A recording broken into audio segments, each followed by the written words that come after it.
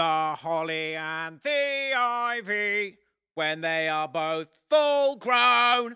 Of all the trees that are in the wood, the holly wears a crown. What's that song about, Ronald? Do you know, Alice? I don't really know. It's got Jesus in it later on.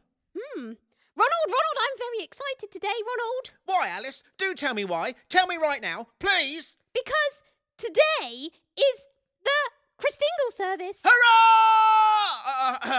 I mean, that is moderately exciting, I suppose. Do you like my bells ringing all the time? They're lovely. Christingle?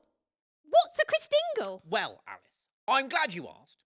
It's all to do with oranges and sweets and toothpicks and tin foil. I heard that each part of the Christingle has a special meaning. What does the toothpick mean? Well, Alice, first you have to have the orange, which represents the world. I'm pretty confident about that bit. Then you have 4 candles. 4 candles? Why do you need 4? No, Alice, 4 candles. Handles for forks! Ha ha ha ha! Ronald, have you been stealing someone else's jokes again? We've moved on, Alice. Well, the 4 candles represent, the 4 points of a compass, I expect. And then there's a ribbon, which represents Christmas presents, all wrapped up with ribbons, and then there's all the sweets, which you have to eat before setting fire to the candles. So, how do you make this Christingle? Well, you start with the orange, and then you drill a hole right through the middle of the orange. That sounds a bit dangerous, Ronald. No, Alice, it's all fine. It's all completely fine. And then what you do is you drill 4 big holes around the edges of the orange, and then, then you wrap the orange in tin foil. That stops the orange juice coming out. And then you shove a candle into each of the 4 holes and fill the big hole in the middle up with sweets. And then you stick the 4 toothpicks in the bottom to represent, the legs, so you can balance it, and then you set fire to the candles. Are you sure you've got this right, Ronald? Oh, yes, Alice, I've made loads of Christingles. So the 4 candles are all sticking out of the side of the orange? Exactly. You've got it.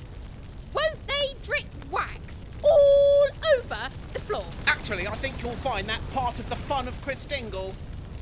Doesn't sound like much fun to me. And then what you do is you divide the church into 2 teams, one standing on each side of the room, and the minister does a count of 3, and everyone lobs their Christingles at the other side.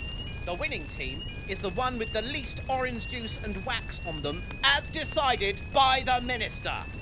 Ronald, I really hope someone has completed a risk assessment for this Christingle service. Oh, yes, it's all fine. It's all completely fine. Well, I think we better get our minister, Keith, to do the counting then. I shall call him on Skype. Siri, use Skype to call Keith. Calling Wilson. Keith. There are, of course, many different Christingle traditions. Keith probably knows the slightly different Scottish version. Hello? Hello, Keith. It's Alice here. Ronald has been telling me all about the Christingle, and I'm a bit worried. It sounds dangerous. Yes, I somehow heard what Ronald was saying about the Christingle. That's lucky, or we'd have to go through it all again. No, I'm sorry, Ronald. You've not got it quite right. Tell you what, let me show you a Christingle that I made earlier. As you can see, this is based on an orange. The orange is round, and it reminds us of the shape of our world. Around my orange, I've got matchsticks with different sweet things on it. It reminds me that the world God made was good and pleasant, a really perfect world. Sadly, bad things have happened. We say, we do things that we know we should not do. The Bible calls that sin. Yet despite our sin, despite our messing up, God still loves the world. And this ribbon reminds me of how much God loves the world. So much that he sent Jesus, who would die, the red representing his blood. course, he came back to life as well, which is really good. In a dark and broken world, we remember how much God loves us. And that's why we have this candle at the top. And if you're really careful, you might light the candle, which reminds us at Christmas that Jesus is the light of the world into a dark world, a world that God had made good that we broke. God sent Jesus to offer each of us hope and light. Well, I think my version was rather more exciting, actually. Keith, is it true that some people use cloves instead of sweets? Alice, that's a ridiculous suggestion. No one would do that. It's utterly bonkers. I'd say it's quite a bit less bonkers than your ridiculous idea of what a Christingle was. Show you what a Christingle is. Christingle you in a minute. Well, Christingle, nice to speak to you, That's your real Alice and Ronald.